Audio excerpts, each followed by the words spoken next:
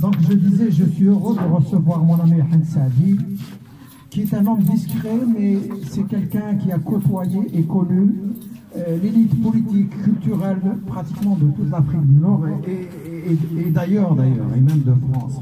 Donc il est universitaire, il a été prof et en Algérie et en France. Il a publié des livres.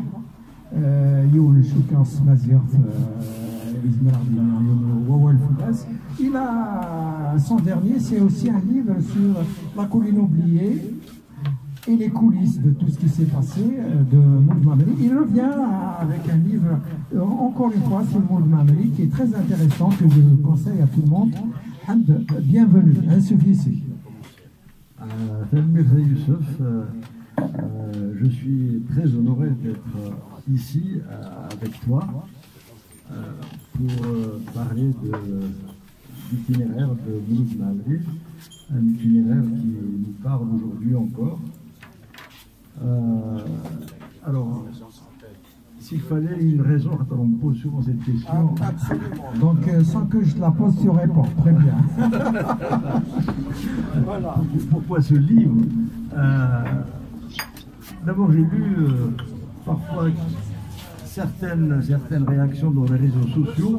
Je remercie Youssef de m'avoir invité. C'est un plaisir et un honneur à moi aussi d'être là parmi vous et avec lui pour évoquer Mouloud Mameli. Mais ce n'est pas seulement pour évoquer un homme du passé, aussi illustre soit-il, c'est parce que je crois qu'il a encore des choses à nous dire au jour d'aujourd'hui. Son parcours, en tout cas, nous parle aujourd'hui encore. Et quand je vois parfois certaines réactions qui propagent encore l'idée sur les réseaux sociaux de Mouloud Mameli, les collaborateurs, je les ai vus encore à l'occasion de la parution de ce livre, eh bien c'est déjà une raison suffisante pour faire le travail qui vient d'être publié. Mais plus concrètement peut-être, c'est aussi parce que j'ai eu la chance de tomber sur des documents inédits et qui ont été écrits par Mouloud Mameli lui-même à l'époque en pleine bataille d'Alger, alors qu'il était recherché par les parachutistes. Ce sont des lettres qu'il a écrites de sa main à un confrère, à un autre écrivain, Marcel Moussi, à l'époque où il était en clandestinité à Alger, en février, mars, avril 1957. Donc on est vraiment... Et il était recherché par les parachutistes de Massu avec le fameux Polo Sarès. Et c'était l'époque où on liquidait à tour de bras les intellectuels, Boumengel qui venait d'être tué, Arbi Ben Mehdi qui n'était pas seulement un intellectuel mais un dirigeant de la Révolution, et d'autres encore. Yveton venait d'être exécuté parce qu'il avait posé une bombe dans la fameuse usine d'électricité, etc. Bien qu'il ait tout fait pour éviter qu'il y ait des victimes humaines. Mais malgré ça, on l'a condamné à mort, il a été exécuté. Yveton, qui était militant communiste. Donc c'est pour vous dire que la répression ne faisait pas dans le détail. Maurice Audin, etc., dont on a beaucoup parlé ces derniers temps, Boumengel également. C'est pour vous donner une idée de l'ambiance qui régnait à cette époque. Mais c'est pas où il a été beaucoup question de violence. Il y a eu une campagne qui a été menée par des intellectuels et qui a secoué la société française à cause des moyens utilisés violents et qui ne sont pas, disons, des moyens classiques d'une guerre classique. Parce que c'est une guerre, comme on dit aujourd'hui, asymétrique. Et donc les moyens utilisés des deux côtés n'étaient pas tout à fait conventionnels. Et donc il y a eu beaucoup de débats, beaucoup de campagnes pour dénoncer la torture, les liquidations arbitraires, les attentats qui ciblaient des civils, etc. Donc c'est peut-être aussi... D'ailleurs on évoque Al-Sagir beaucoup la guerre d'Algérie pour parler de l'actualité actuellement.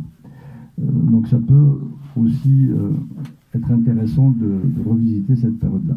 Mais la troisième raison, elle est plus globale, c'est pas lié à ces documents ou à l'hommage, c'est parce que je crois que à la période que nous vivons, on est un peu étourdi par la clameur du monde et on a peine à nous situer dans le monde, dans l'époque que nous vivons. Il y a une mondialisation extraordinaire, inexorable, envahissante, et qui se traduit chez nous essentiellement par un flux migratoire qui vide de l'énergie vivifiante le pays, et on ne sait pas où tout ça va bien finir par nous conduire. En même temps, sur le plan interne, local en tout cas, il y a ces derniers temps, je l'ai constaté au niveau identitaire, culturel, un discours anti-amazigh débridé qui se développe de manière assumée, contrairement, qui va à l'encontre des avancées, entre guillemets, institutionnelles. Vous savez que l'amazigh, langue nationale, officielle, etc., on en est très très loin sur le terrain, bien entendu. Et je crois que l'exemple de Mahamri dans cette situation-là mérite d'être revisité en partant de la situation que nous vivons aujourd'hui. Et il s'est engagé complètement dans la guerre de libération nationale. Il s'était déjà engagé en tant qu'intellectuel dans le mouvement national, à l'époque où il était étudiant ici en France en particulier, avec l'association des étudiants nord-africains. C'est là qu'il a connu un certain nombre de militants, dont Mohamed Yazid, avec qui il collabora d'ailleurs à l'époque de la bataille d'Alger, qui par la suite a fini par être le ministre des Affaires étrangères du GPRA. Et c'est à ce titre-là qu'ils auront, enfin que Mahamri lui adressera un certain nombre d'études, notamment quand la question de l'ONU sera posée à l'Algérie. Alors, ce qui est intéressant dans l'attitude de Mahamri, c'est en ce sens qu'il peut nous éclairer aujourd'hui, c'est quelqu'un qui, quelle que soit la difficulté, quelle que soit la dureté du temps, ne refuse jamais le débat, y compris le débat avec l'ennemi. Il n'a pas peur de débattre, et c'est quelqu'un qui avait une vision stratégique au niveau mondial. Il avait une vision stratégique pour le combat à mener sur le plan local. Et donc il ne reculait pas devant le débat. Et cette vision-là, on la trouve en particulier dans le document qu'il a adressé à Mohamed Yazid. Et c'est extraordinaire, on a l'impression que c'est un expert de sciences politiques qui a écrit cette étude-là, donc qui a commencé en 1956 et qui s'est terminée en 1957, où il analysait comment poser la question algérienne à l'ONU en tenant compte de l'époque qui était marquée par la guerre froide, qui opposait le bloc, l'Occident au bloc socialiste, et avec l'émergence du clan de Bandung, qui deviendra plus tard le tiers-monde. Et la France en particulier présentait ce bloc émergent comme étant un bloc attiré par le communisme pour avoir avec elle la solidarité de tout le clan occidental. Et lui a développé un contre-discours et qui a été payant et qui a été adopté par le FLN d'une manière générale, mais lui particulièrement il l'a bien expliqué, en disant que le bloc du tiers-monde, de Bandung, n'était pas spécialement marxisant, mais que si l'Occident fermait la porte à l'émancipation et s'opposait aux indépendances, alors ils allaient le pousser effectivement dans le bloc communiste. Donc c'était complètement contre-productif. Et c'est un discours qui sera entendu en particulier par les Américains, et notamment par Kennedy, qui fera un discours retentissant au mois de juillet au Sénat américain. Aujourd'hui encore, tout le monde connaît le discours algérien de Kennedy. Et Mahamri, j'en ai pas la preuve certaine, mais il semble, d'après certaines archives, on sait qu'il le consul américain a rencontré un intellectuel, on ne sait pas si c'est Qaddash ou Mahamri. Je n'ai pas suffisamment fouillé, mais il est très vraisemblable que ce soit Mouloud Mahamri. Donc il était, à l'époque où il était professeur à Alger, il avait des contacts donc à l'international, au-delà du milieu littéraire, bien entendu. Il avait aussi donc une vision stratégique sur le plan interne, et c'était un intellectuel qui ne fonctionnait pas, un intellectuel complètement engagé, parce qu'il était au FLN, il était membre du FLN, il a été recruté formellement par un militant FLN qui lui a confié une mission, c'était de travailler le groupe des libéraux pour l'arrimer à la révolution algérienne, pour qu'il appuie la revendication de l'indépendance.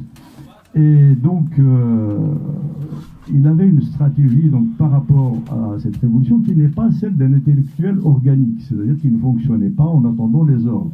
Il arrivait d'intervenir de manière autonome, d'apporter, disons, sa contribution à la réflexion originale sur les débats qui agitaient l'époque, et notamment sur l'histoire de la guerre totale, qui s'est posée notamment avec l'offensive du 20 août qui a été lancée par Zerot Youssef, qui a fait couler beaucoup d'encre et dont on parle aujourd'hui encore. C'est une offensive qui a été très critiquée évidemment par la presse pied noir, parce qu'elle a ciblé les populations civiles et, j'allais dire pire encore, pas seulement les populations civiles, mais elle n'a pas épargné ni les femmes ni les enfants. Donc cela a posé quelques problèmes, y compris à l'intérieur du FLN, qui n'était pas la direction du FLN, n'a pas forcément partagé cette orientation. Le problème s'est posé aussi avec d'autres actions, notamment la fameuse nuit rouge dans la Soumam, également une opération, mais on ne va pas rentrer dans le détail parce que je crois qu'il ne faut pas trop. Et il faut savoir en tout cas que le FLN, la direction du FLN, n'a pas entériné ce type d'action. Et que là, on peut consulter les résolutions du congrès de la Soumam, n'appelait pas du tout à une guerre civile, c'est tout le contraire. Il est explicitement écrit, je peux vous le lire, elles sont connues, les résolutions du congrès de la Soumam, mais il y a des phrases que j'ai rappelées dans le livre, qui sont des appels à la communauté européenne et à la communauté juive, en leur disant, vous avez droit à votre part de bonheur, à condition, si vous vous engagez dans l'Algérie indépendante, vous avez votre place, vous avez droit à votre part de bonheur dans l'Algérie indépendante. Voilà. Et c'est un appel, la révolution algérienne n'a pas pour but de jeter à la mer les Algériens d'origine européenne, contrairement au discours qu'entretenait la propagande des ultras. Voilà. Et par la suite, Mamli a collaboré au journal précisément créé par ces libéraux, et là aussi, il s'est adressé aux petits blancs qui se sont laissés embarquer par les ultras avec un certain nombre, en cultivant un certain nombre de complexes, avec des comportements racistes, et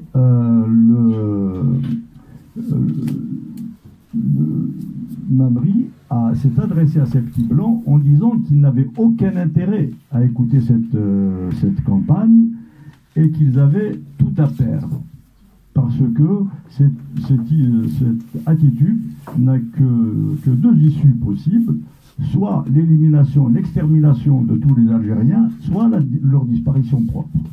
Donc, il les a invités à un peu plus il les a appelés, en tout cas, un peu plus de lucidité. Même chose avec les gouvernants, en particulier Robert Lacoste, qui niait, comme tout le pouvoir politique français, l'état de guerre. Il disait, vous appelez ça pacification, mais vous attendez quand même une victoire militaire. Et après cette victoire militaire, il ne vous restera plus qu'à recommencer la guerre. Parce qu'il n'y aura pas de solution militaire. C'est un conflit qui ne peut connaître qu'une solution politique. Donc vous voyez, il n'a pas craint de s'adresser, de polémiquer avec eux, y compris quand la question algérienne allait être posée à l'ONU. Il dit, voilà, vous faites les champions de la défense de l'émancipation, de la Révolution française, de la défense des droits des peuples, et vous êtes les premiers à les bafouer. Est-ce que la France va être le dernier pays à les reconnaître, alors que vous avez contribué par la Révolution française à les diffuser à travers le monde? Voilà. Si tu permets, Hamd, alors tu as fait quelque chose de très important à mes yeux. Tu as présenté 2 romans et tu as présenté aussi Le Sommeil du Juste. Je pense que c'est un texte très fort qui est méconnu. Est-ce que tu peux nous dire un mot sur ce texte, sur ce roman? Alors, pourquoi j'ai fait ça? Parce que j'ai examiné de manière systématique pour tordre le cou de manière définitive à cette histoire de Mohamed et collaborateurs. Donc j'ai examiné tous les textes qu'il a écrits en tant que journaliste, en tant que romancier, en tant qu'homme de théâtre, ce qu'il a fait, ses écrits politiques qu'il a écrit à Mohamed Yazid, etc. Bon, franchement, c'est burlesque, cette histoire-là. Hein, c'est bon. Et là, j'ai regardé le Sommeil du... J'ai relu Le Sommeil du Juste en particulier, qui est paru à la fin 1955. Donc, c'était à la veille de la bataille d'Alger. Et là, Le Sommeil du Juste, c'est vraiment la guerre qui était là en ébullition. On y parle les personnages, qui sont des personnages d'un village de la montagne kabyle. Il y a 3 types de personnages. Il y a le père qui est un père donc de l'ancien monde, un jeune fils qui est un alphabète destiné à des métiers, à faire le berger ou à des métiers locaux, et l'aîné qui, par miracle, a pu faire des études, l'école normale, et qui a voulu s'assimiler. Mais le système colonial, pour montrer à quel point il était verrouillé, va les conduire tous les 3, l'homme de l'ancien monde, le jeune analphabète et l'assimilé. Ils se retrouveront tous en prison. Tous en prison, et très lourdement condamnés. La peine la plus lourde, c'est 20 ans de prison pour celui que l'on disait assimilé, qui était présenté comme un brillant élève, ce qu'il a été. Mais lui-même s'est détourné de cet élan qu'il avait poussé à travers l'école vers l'assimilation, parce qu'il a découvert la supercherie qu'il y avait. Et en particulier, en étudiant tous les classiques, il y a une scène c'est très symbolique, quand il s'est livré à un autodafé, où il a brûlé tous les philosophes, les Lumières, Montaigne et compagnie, parce qu'il recherchait, disait-il, les imams. Qu'est-ce qu'il appelle les imams? C'est indigènes, musulmans, algériens, non naturalisés. Et il disait qu'il n'y avait pas de trace. Donc c'est toute cette littérature qu'on présentait universelle, et bien, il ne faisait aucune place, en fait, aux siens. Et il a même cherché des traces, une issue à quoi se raccrocher dans la tradition, dans les discours des anciens. Parce que quand il a découvert que c'était une supercherie, justement, pour lui, parce qu'en plus, il a fait ça au moment où il allait s'engager parce qu'il a été mobilisé, c'était la Seconde Guerre mondiale, s'engager dans ce qu'on présentait comme la guerre du bien contre le mal. Et il a vu que cette guerre du bien contre le mal n'a pas changé grand-chose pour eux, et tout le monde se retrouve encore une fois en prison. L'analphabète, le vieux, tous seront unis par leur statut authentique, c'est-à-dire celui d'indigène. Absolument. Si tu permets, on va donner la parole à la salle pour quelques interventions avant la dédicace. L'idéal, c'est que les interventions soient courtes, précises et concises. Merci d'avance. Oui. Bon, bonsoir tout le monde. Bon, Hamid. Alors, je ne sais pas si je vais être hors contact, mais je ne le suis pas. Mais bon, c'est à toi de voir, Ham. Quel est le rapport, quelles étaient les relations et les rapports qu'il y avait entre Mamri, Mouloud Feraoud, il y avait Dib à l'époque, avec ses écrits, par rapport dans leurs relations avec Camus, par exemple, la Robles, qui était des humanistes. qui se disaient et qui n'arrivaient pas un petit peu, comme tu dis, à les... Très bien, Hamid. Et Dialas. Vas-y. Alors, ok. Alors, très rapidement, effectivement, Camus, peut-être, et Robles sont surtout connus au Mouloud Feraoun. Cela dit, quand Mamri a eu ses ennuis avec les parachutistes, parce qu'on ne l'a pas parlé, mais vous le lirez dans le livre, tout cet épisode de la clandestinité, c'est très documenté, donc il n'y a pas de zone d'ombre pour spéculer sur cette histoire-là. Mais quand même, Camus, quand tout le comité national des écrivains est intervenu en solidarité par rapport à Mamri, en disant qu'il fallait absolument sauvegarder sa vie, qu'on ne porte pas atteinte à son intégrité physique. Il y avait dans ce comité Jean-Paul Sartre, Aragon, etc., tous les gens, mais Camus n'était pas dans ce comité parce que, voilà, avec Sartre en général, ça ne va pas. Là, avec Sartre, voilà. Mais quand même, il a cherché à intervenir. Camus aussi a bougé. Alors, Camus c'est connu. Ce qu'on a reproché à Camus, c'est d'avoir vu un peu l'Algérie du littoral et de ne pas avoir perçu l'Algérie de l'intérieur. Le premier qui a, j'en ai parlé dans l'autre livre, qui a parlé de ça, c'est Mouloud Feraoun dans sa lettre du 27 mai 1951, oui, je m'en souviens, elle m'a marqué, écrite de Saoul Moussa à Feraoun, où il lui dit, à Camus, où il lui dit « Je regrette que pour vous, Oran ne fût qu'une simple sous-préfecture française et que vous vous sentiez incapable de parler de nous. Et que ça, c'est dû au fossé qui nous sépare.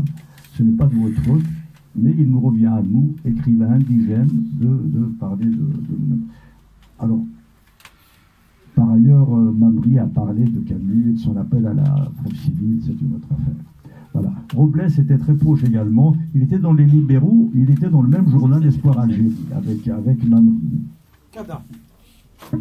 Bonjour, je regrette un peu pour la sonorisation. J'ai une remarque et une question. Voilà. Je m'excuse si vous avez demandé que les interventions soient succinctes et courtes. Mais je voudrais apporter un témoignage.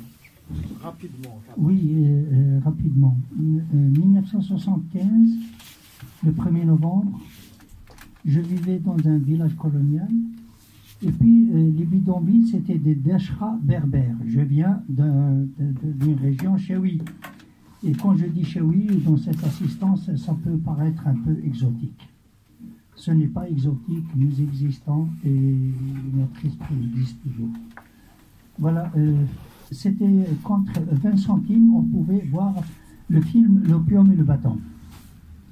Et je suis né dans une région pétrie par le feu et le baroud. Et quand on a vu l'opium et le bâton, c'est la première fois dans ma vie je vois des adolescents pleurer quand l'autre il criait « Ali Moutouakf ».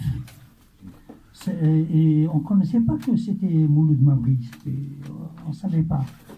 Et puis, dans le cours, il y avait un texte, si des gens qui ont lu Mouloud Mamri, il y avait une attaque d'aviation, du colonialisme qui a incendié des oliviers, et Mouloud Mamri décrivait les nœuds de cette femme-là qui tenait son olivier qui était en incendie et qui disait qu'il y avait les mêmes nœuds sur ses mains que sur le tronc de l'olivier. Voilà. Et puis arrive avril 1980, j'étais étudiant à Constantine et dans le journal El Moujahid, Kamel Belkacem, je ne sais pas s'il est mort, qu'il soit maudit ou non, je m'en fous éperdument, mais un imposteur qui dit que Mamri a écrit, après le 1er novembre 1954, les chacals des Aurès, pour les révolutionnaires des Aurès. Et à l'époque, Voilà, et pourtant, Mamri, en 1962-63, il était déjà secrétaire général de l'Union des écrivains algériens, à côté de Jean Sénat, des arabisants tels que Khalifa, etc. Et moi, je me demande, je me pose des questions. Ces gens-là, qui à travers les textes, qui à travers la littérature, qui à travers leur âme, leur esprit, à travers leur grandeur, pourquoi nous, Amazigh, nous, Algériens, sommes toujours obligés de nous justifier par rapport à la légitimité historique, alors que nous sommes nous-mêmes l'histoire. Merci. C'est ça le problème. Merci. Merci, Rada.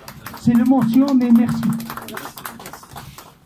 Alors, juste, c'est pas une réponse, mais c'est un complément. Je parle de manière très précise de cet épisode, parce qu'en fait, Mouloud Mamri écrivait ses tribunes dans le journal Espoir Algérie sous le pseudonyme Bouakaz, et il y a un Brahim Bouakaz exactement, et il y a un autre Bouakaz qui écrivait dans l'Écho d'Alger et qui effectivement était acquis à l'Algérie française, qui n'a rien à voir avec Mouloud Mamri. Il faut être de mauvaise foi pour confondre les deux quand on lit les textes, lequel d'ailleurs Bouakaz de l'Écho d'Alger s'est présenté, c'est pas la même génération, c'est un ancien combattant de la guerre 14-18, etc. Il a écrit 2 lettres aussi, alors je vous rassure, il n'y a pas que les chacals des Aurès, il en avait après Kérim Belkacem aussi, qui traitait de tous les noms, et il ne cachait pas son admiration pour l'Algérie française. Ce qui n'était absolument pas le texte, le contenu des tribunes de Brahim Bouakaz écrites par Mamri. Donc, on a voulu utiliser le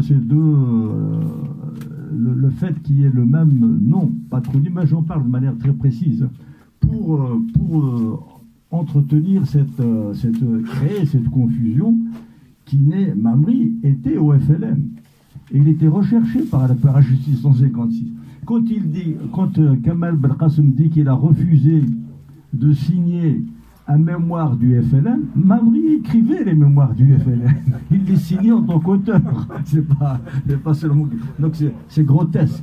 Justement, une partie du livre, à la fin, la question que je pose, pourquoi on a créé toute cette histoire de Mamri collaborateur? En fait, bon, il faut lire le livre. Je réponds à cette question. Voilà.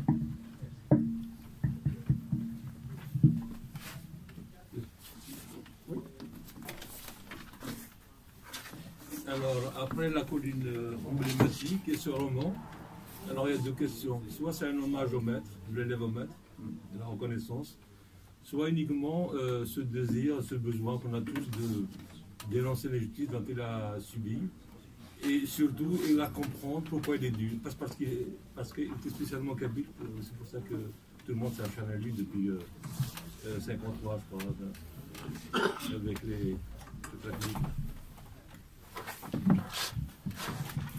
Oui, peut-être. Bon, d'abord, je vois qu'il mérite effectivement. Je ne sais pas si vous prenez ça comme un hommage. En tout cas, je serais heureux qu'il soit perçu comme ça.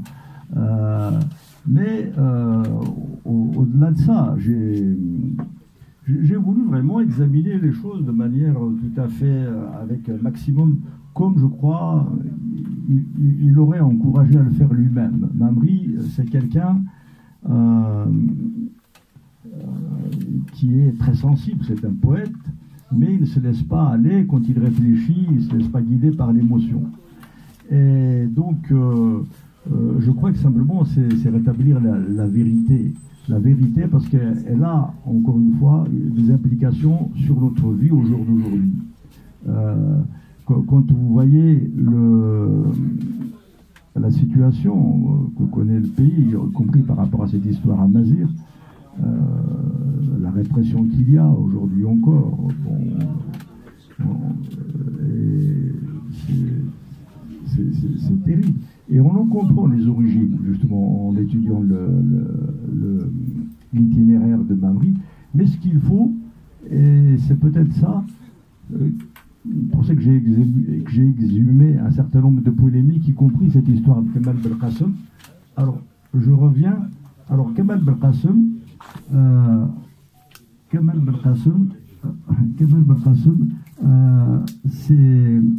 il a voulu opposer Katb Yassine.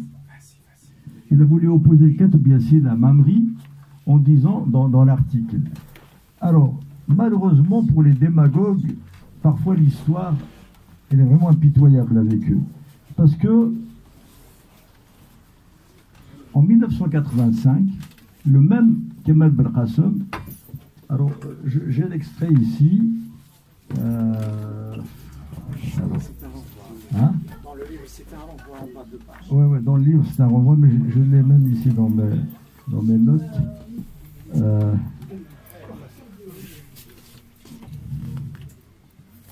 Bon, sinon, je peux le citer oralement. J'aurais préféré le lire à la... Mais vous l'avez dans le livre.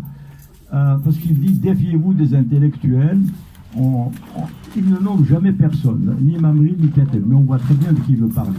En 80, il cible les Mamri, défiez-vous des intellectuels, de ces intellectuels ethnologues ou je ne sais pas quoi, qui ne sont pas comme Kateb Yassine ou Malik Haddad, dont les vérités qui ne font peut-être pas l'unanimité, mais sont quand même des élans patriotiques, etc. Or, en 1985, il traite Kateb Yassine d'Algérien de service, parce que, dit-il, parce que Kateb Yassine, dans un entretien au Monde, il a dit « Je ne suis ni musulman ni arabe ». D'ailleurs, il a utilisé exactement la même, il ne s'est pas beaucoup renouvelé. Hein. Défiez-vous des écrivains algériens de service qui vous disent la même phrase, pratiquement pour même. Alors, vous voyez, donc il a été amené lui-même à s'empêtrer dans ses contradictions. Cela dit, ça lui a donné du galon. Hein. Il est passé de chef de rédaction de Moujahed, il a été promu directeur d'Algérie Actualité. Soit dit en passant, Kamal Belkacem est décédé aujourd'hui. Et il est mort, je ne sais pas si c'est lui qui l'a demandé, il est enterré à Marbella en Espagne.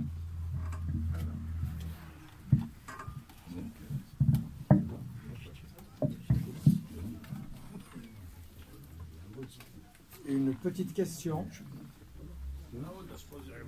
Vas-y, Deus. Rapidement, Deus.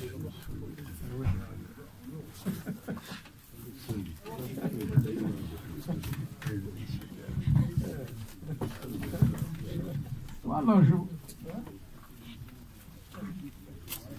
Vas-y, Deus. Ah, oui, je l'ai filmé, d'accord. Voilà, je voudrais savoir en quelle année il a cessé les cours de berbère à Alger. Et la deuxième question, qui est peut-être hors sujet, qu'attendons-nous de réclamer le rapatriement des ossements de Jugurtha depuis Rome?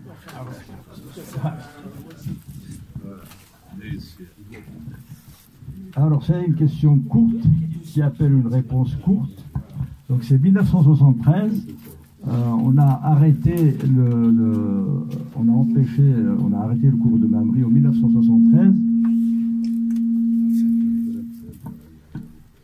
Et pour ça, on a même interdit l'ethnologie. On a interdit la discipline, une discipline scientifique universitaire à l'université d'Alger. C'est Ben Yahya, qui est un homme en principe qu'on présente comme ouvert, qui a signé ça, pour interdire à l'université le cours de berbère. Voilà. On a été jusque-là, jusqu'à interdire une discipline de l'enseignement, parce que ce serait une discipline coloniale, paraît-il. Bon. Donc voilà pour la première question. La deuxième question, il n'y a pas d'ossement de Jugurtha, il n'y a pas de reste de Jugurtha. Il est mort effectivement à Toulianum en 104 avant Jésus-Christ, mais il n'y a pas de reste. Il y a quand même on signale, il y a une inscription qui signale que le roi numide est mort à Rome. Hein. C'est déjà ça. À Rome, tandis qu'en Algérie, Mazel. On préfère dresser Qosséla, par exemple, il n'y a rien pour lui, mais il y a de grandes statues pour un repas.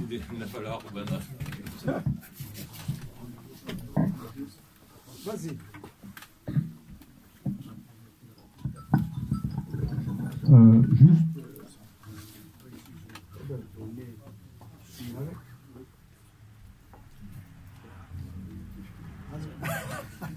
Juste une précision que je peux donner sur cette question de Jugurtha. Ce qui existe à Rome et qui est présenté aux touristes que j'étais donc à une époque donnée, qui est présenté aux touristes comme étant l'endroit où Jugurtha était emprisonné. Le lieu précis. Effectivement, ce lieu, quand on arrive de plein pied comme ça, il était au niveau au-dessous et il y avait des tiges, un carré qui pouvait laisser voir le fond avec des tiges en métal. Et on expliquait aux touristes que Jugurtha était enfoui donc au niveau en dessous, dans cet endroit-là, il était en dessous du niveau du sol, disons, et par cette petite fenêtre avec des barreaux en métal, en fer, les gens lui jetaient des pièces que lui ramassait parce qu'évidemment l'argent à ce moment-là. Merci. Mais à cet endroit, il y avait pas de il y avait d'endroits où il a été détenu et où il est mort.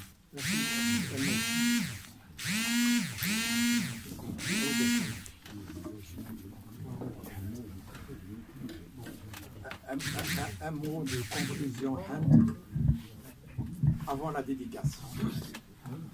Oui, peut-être un mot de conclusion. Effectivement, c'est comme ça que se termine le livre. D'ailleurs, je voudrais peut-être, d'ailleurs, terminer par la lecture d'un court extrait de Mamri. Ce serait encore la meilleure conclusion.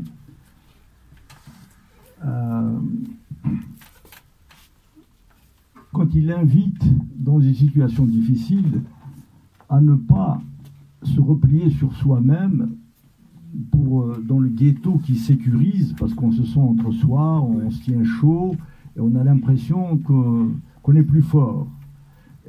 C'est tout le contraire. Alors je vais le lire parce qu'il le dit beaucoup mieux que je ne saurais le traduire. Et c'est en tout cas ce qu'il a fait d'ailleurs lui-même. Il s'est battu alors qu'il était tout seul, sans jamais rien céder. Il a été la cible continue du courant arabiste depuis 1952. Les attaques sont les mêmes. Déjà en 1952, on lui a dit « c'est le maréchal Juin qui t'a écrit La colline oubliée ». Vous voyez, comme ça, sur la base d'une rumeur. Effectivement, le maréchal Juin, d'ailleurs, a aidé un écrivain qui se trouvait être arabophone. Mais ça n'intéresse personne. Donc on a dit, non, c'est pas lui, c'est Mouloud Bahmeli. Voilà. Parce qu'il fallait trouver un berbère. Voilà. Et on a écrit dans le jeune musulman d'Ahmed Taleb toute une campagne, et les plus grands intellectuels se sont abîmés là-dedans. Mohamed Cherif Sahli, Mustafa Al-Ashraf, Amr Ouzgan, et Ahmed Taleb qui était aux manettes, qui manœuvrait tout ça. Donc c'est pas très nouveau pour lui, mais il n'a jamais dévié. Il était tout seul, mais il n'a jamais cédé. Tout comme quand il enseignait, quand il donnait son cours de berbère, bon, les anciens s'en souviennent, il y avait très peu d'étudiants, même devant le peu d'intérêt que montrait la communauté berbérophone, eh bien, il ne s'est pas laissé décourager. Pourtant, il y avait une forte communauté berbérophone à Alger, ne serait-ce que la Kabylie, la moitié d'Alger, elle est quasiment d'origine, donc ce n'était pas le monde qui manquait. Et puis, il y avait tout le monde qui était réuni à Alger. Et puis, il n'y avait pas beaucoup de monde. Il ne s'est pas laissé décourager, et il a tenu jusqu'à ce que, d'ailleurs, on le laissait faire. Tant que le cours ne réunissait que quelques personnes, on le laissait faire. Mais à partir du moment où, de la petite salle où il y avait moins d'une dizaine de personnes, il a transféré son cours à un amphithéâtre de plusieurs centaines de personnes qui était plein, on ne pouvait plus le laisser faire, on l'a interdit. Voilà. Eh bien, il ne s'est pas laissé décourager. Il a été attaqué par Kamal Belkacem, on l'a vu, mais avant par Révolution africaine, en 1967. On lui a consacré un éditorial, La trahison des clercs, parce qu'il ne disait pas ce qu'aurait souhaité que le gouvernement dise. En 72, quand il a publié son livre Le banquier avec l'étude La mort absurde des Aztèques, le Moudjahid, j'en parle dans le livre et je reproduis les articles de le Moudjahid, ils l'ont même caricaturé avec une plume d'Indien sur la tête, avec une plume d'Indien, et le journaliste s'est payé le luxe de dire comme s'il manquait de berbères, de Touaregs, de berbères en Algérie pour aller chercher les Aztèques. Mais Mamri a choisi les Aztèques parce qu'il y a un gouverneur de l'Algérie française très connu qui a écrit là-dessus, sous-entendu Soustelle évidemment. Donc vous voyez, on retrouve le maréchal Juin là aussi. Donc tout ça, il n'a pas cédé. Il n'a pas cédé. Et c'est intéressant d'ailleurs de lire comment les réponses que parfois le Moudjahid publiait, parfois il ne publiait pas évidemment, comment il arrivait à faire passer son message malgré tout. On n'a pas le temps de... C'est le mot de conclusion. Je terminerai donc par cet petit extrait de Mamri pour ne pas avoir peur et ne pas être tenté par le repris, mais être audacieux. Être audacieux pour trouver une issue. Parce que Mamri était convaincu que, quelle que soit la difficulté d'une situation, quelle que soit sa complexité, il existe toujours une issue. Et qu'il suffisait de la chercher, de la trouver. Pour cela, il fallait se donner les moyens pour aller la chercher et la trouver. Alors voilà ce qu'il a écrit. Quand l'autre, c'est-à-dire celui qui est minoritaire, niait et se crispe sur tout ce qu'il croit être lui, quand il se fige dans l'opposition stérile, quand il assume indistinctement le meilleur et le pire, ou le plus étrange d'une nature qu'il s'invente à rebours, il travaille à son existence enchantée, c'est-à-dire coupé des réalités juteuses et denses. Par peur de disparaître, il se condamne à l'hibernation. Il se rapetisse, se folklorise et sont sauvages à souhait. Toutes ces énergies, il les consume à demeurer. Il perd le désir et bientôt le pouvoir d'inventer. Exilé du présent, débouté de l'avenir, il recrée et mythifie un passé ghetto qui, sous couleur de l'identifie, l'angéole. Merci. Grâce à la dédicace, la semaine prochaine, je recevrai Nasser Wabou, un écrivain, un universitaire kabyle qui nous vient du Costa Rica.